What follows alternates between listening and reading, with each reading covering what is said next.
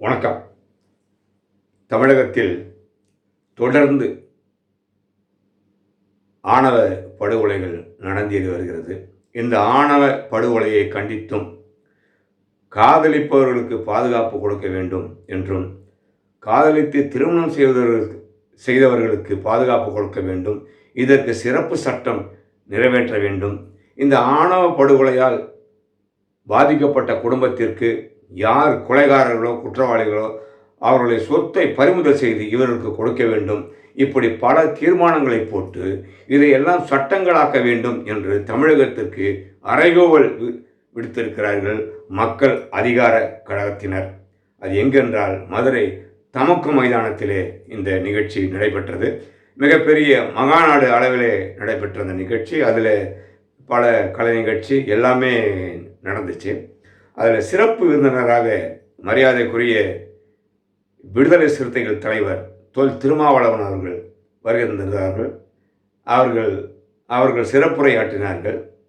அந்த சிறப்புரையில் என்ன பேசுகிறார்கள் என்பதை இப்போ நீங்கள் பார்க்க போறீங்க. வெல்லட்டும் வெல்லட்டும் வெல்லட்டும் வெல்லட்டும் வெல்லட்டும் முறியடிப்போம் முறியடிப்போம் முறியடிப்போம் முறியடிப்போம் முறியடிப்போம் முறியடிப்போம் முறியடிப்போம் முறியடிப்போம்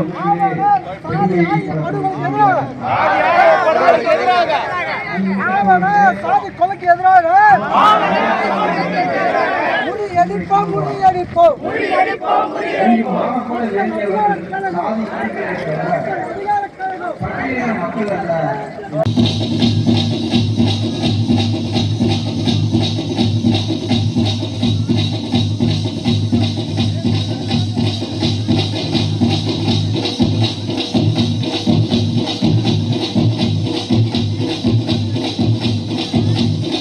வணக்கம். மதுரை மண்ணில் இப்படி ஒரு நிகழ்வை மக்கள் அதிகார கழகம் ஒருங்கிணைத்திருப்பது துணிச்சல் மிகுந்த ஒரு முன்னெடுப்பு. அந்த வகையிலே நான் மக்கள் அதிகார கழகத்தை சார்ந்த பொறுப்பாளர்கள் அனைவரையும் முதலில் நெஞ்சார பாராட்டுகிறேன், வாழ்த்துகிறேன். ஏற்கனவே 2 முறை இந்த நிகழ்வு தேதி குறிப்பிடப்பட்டு தள்ளி வைக்க பெற்று இன்றைக்கு நடைபெற்றுக் கொண்டிருக்கிறது.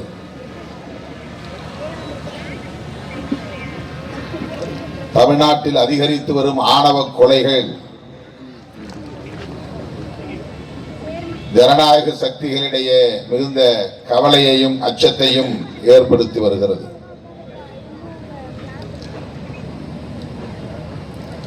ஆணவ கொலைகளை எதிர்ப்பதற்கு, கண்டிப்பதற்கு, ஆணவ கொலை தடுப்பு சட்டம் வேண்டும் என்று வலியுறுத்துவதற்கு அரசியல் களத்தில் ஒரு தயக்கம் இருக்கிற சூழலில் மக்கள் அதிகார கழகம் இந்த நிகழ்வை ஒருங்கிணைத்திருப்பதன் மூலம் அந்த அச்சத்தை, தயக்கத்தை இன்றைக்கு தகர்க்கிற முயற்சியில் ஈடுபட்டுள்ளனர். அதுவும் மதுரை மண்ணிலேயே தென் மாவட்டங்களில் தொடர்ந்து அரங்கேறிக் கொண்டிருக்கிற சாதிய வன்கொடுமைகள், ஆணவ படுகொலைகள் ஆகியவற்றுக்கு எதிராக காலமாக இவை இங்கே இருக்கின்றன. சாதி விட்டு சாதி திருமணம் செய்தால் கொடூரமான தண்டனை வழங்குவது என்பது இந்தியா முழுவதும் நடைமுறையில் இருந்து வந்திருக்கிறது. தமிழ்நாட்டிலும் அது இன்றைக்கும் கிராமப்புறங்களில் பேசப்படுகிற புராண கதைகளாக காத்தவராயனின் கதை, மதுரை வீரனின் கதை சான்றுகளாக உள்ளன.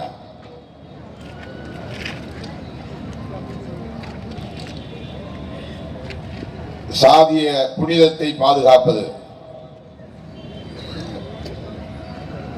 சாதி கலப்பு ஏற்பட்டு விடாமல் பாதுகாப்பது. அன்றைக்கு சட்டப்பூர்வமாகவே மன்னர்கள் ஆண்ட காலத்தில் சாதி விட்டு சாதி திருமணம் செய்யக்கூடியவர்களை பொதுவெளியில் வைத்து கொடூரமாக குரூரமாக தண்டிக்கிற நிகழ்வுகள் நடந்தன என்பதை இந்த கதைகள் நமக்கு இன்றைக்கும் உணர்த்தி கொண்டிருக்கின்றன. காத்தவராயன் பறையர்குடியில் பிறந்த ஒரு இளைஞன். ஆரியமாலா என்கிற பார்ப்பன பெண்ணின் மீது காதல் கொண்டு அவளை கடத்தி செல்லுகிறான், திருமணம் முடிக்கிறார். அதனால் காத்தவராயனை கழுவில் ஏற்றி கொடூரமாக படுகொலை செய்கிறார்கள்.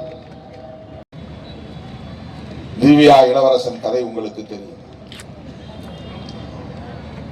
கௌசல்யாவை காதலித்ததற்காக அந்த தலித் இளைஞன் இவ்வளவு கொடூரமாக பட்ட பகலில் வெட்ட வெளியில் ஒரே கூடி நின்று வேடிக்கை பார்க்கக்கூடிய வகையிலே படுகொலை செய்யப்பட்டான் என்பதை நாம் அறிவோம். இப்படிப்பட்ட அநீதிகள் அரங்கேறுகிற போது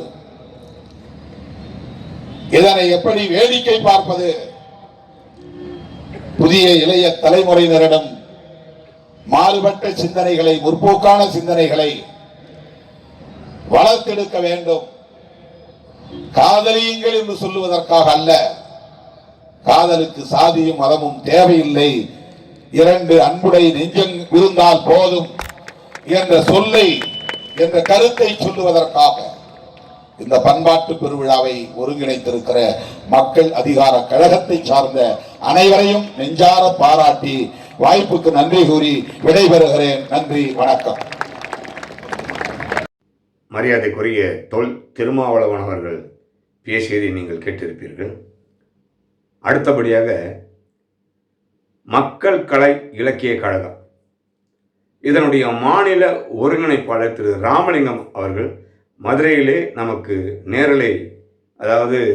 நேரடி பேட்டி கொடுத்துருந்தாங்க. அந்த நிகழ்ச்சிக்கு போயிருக்கும் பொழுது நேர்காணல் பண்ணியிருந்தேன். அவருடைய பேட்டியை இப்போ நீங்கள் கேளுங்க. அவர் என்ன சொல்கிறாருன்னு பாருங்கள். அன்பார்ந்த பெரியவர்களே, அனைவருக்கும் வணக்கம். நான் ராமலிங்கம், மாநில ஒருங்கிணைப்பாளர் மக்கள் கலை இலக்கிய கழகம்.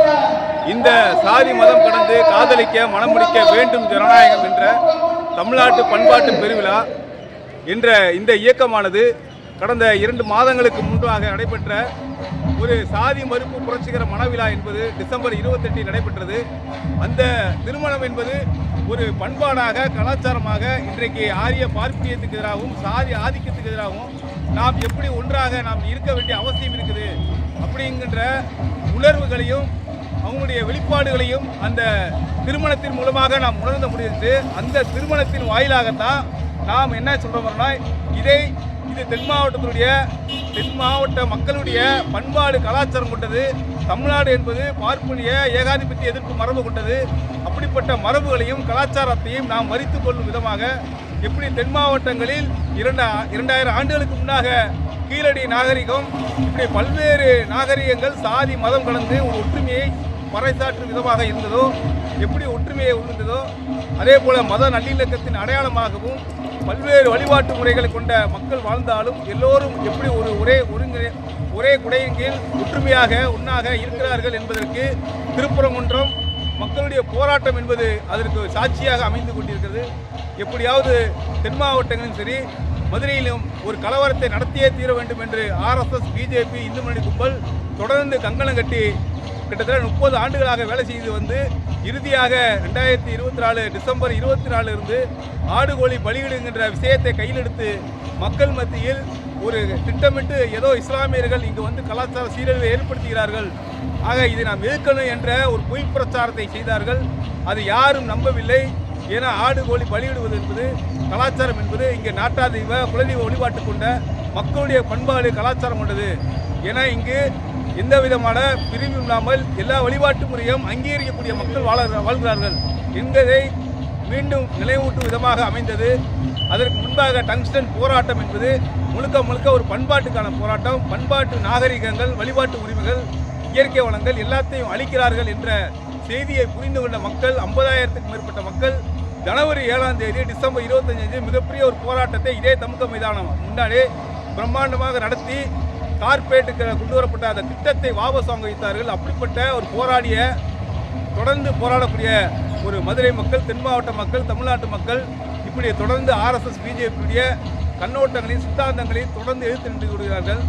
அந்த வரிசையில் இன்றைக்கு நம்முடைய பண்பாட்டையும் கலாச்சாரத்தையும் தொடர்ந்து அழிப்பதற்கு இன்றைக்கு ஒரு கும்பல் திட்டமிட்டு ஆதிக்க சங்கத்தின் வாயிலாகவும் RSS பிஜேபி என்ற பாசிச கும்பலின் வாயிலாக தம்முடைய நோக்கத்தை நிறைவு செய்து வருகிறார்கள். அதை ஒருபோதும் தென் மாவட்ட மக்கள், தமிழ்நாட்டு மக்கள் அனுமதிக்க மாட்டார்கள். அதற்கு எதிரான ஒரு போராக இன்றைக்கு தமிழ்நாட்டு பண்பாட்டு விழா இன்றைக்கு மதுரையில் உள்ள பண்பாட்டு நகரமான தங்க வளர்த்த கீழடி நாகரிகம் கொண்ட மதுரை தமுக மைதானத்தில் ஒரு மாபெரும் ஒரு பண்பாட்டு விழா மக்கள் பல்வேறு ஆயிரக்கணக்கான பேர் பங்கேற்போடு மிகவும் உற்சாகத்தோடு ஒரு எழுச்சிகரமாக நடைபெற்றுக் கொண்டிருக்கிறது 2வது அமர்வு. அப்படிப்பட்ட இந்த போராட்டத்தில் பல்வேறு ஜனநாயக இயக்கங்கள் பங்கேற்கிறார்கள். இந்த பண்பாட்டு விழா இது இன்றோடல்ல, தொடர்ந்து நாங்கள் எடுப்போம். ஆரிய பார்ப்பனியத்திற்கு முடிவு கட்டும் வரை இந்த பண்பாட்டை நாங்கள் முயற்சி பிடிப்போம். இதை அனைத்து மக்களும் வருவார்கள், வரித்துக் கொள்வார்கள். இன்றைக்கு RSS பிஜேபிக்கு இங்குதான் சவக்குழி வெட்டப்படும் என்பதை மீண்டும் தென் மாவட்டங்களிலிருந்து ஏகாதிபத்திய எதிர்ப்பு, பார்ப்பன எதிர்ப்பு கொண்ட போராட்டத்தை மீண்டும் இங்கிருந்து துவங்குவோம்.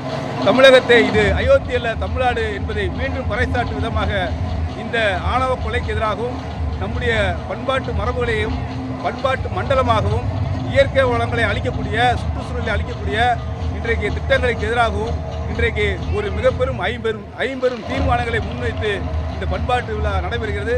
இந்த விழாவை வெற்றி பெறுவதற்கும் இந்த கோரிக்கை அனைத்து மக்களிடம் பேசுவதற்கான ஒரு துவக்கமாக இந்த விழா என்பது அமைந்திருக்கிறது. வருகிற சட்டமன்ற தேர்தலில் இது கண்டிப்பாக அனைத்து மக்களும் குரல் எழுப்பாக இதனுடைய கோரிக்கையை அனைத்து தென் மாவட்டத்தினுடைய தமிழ்நாட்டு மக்களுடைய கோரிக்கையாக பிரதிபலிக்கும் என்பதை இந்த பண்பாட்டு விழா மூலமாக நாங்கள் அறிவிக்கிறோம். நன்றி, வணக்கம்.